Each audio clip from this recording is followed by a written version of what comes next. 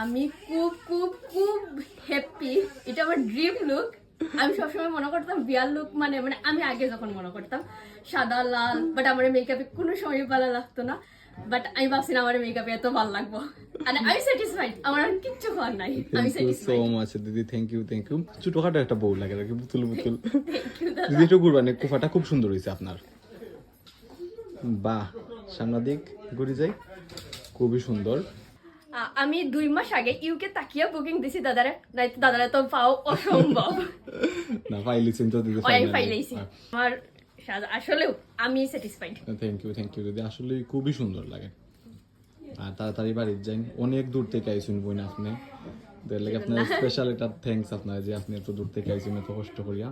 তাড়াতাড়ি বাড়ির যাইবা, বেশি বেশি চলবে, আশীর্বাদ করবা দাদা।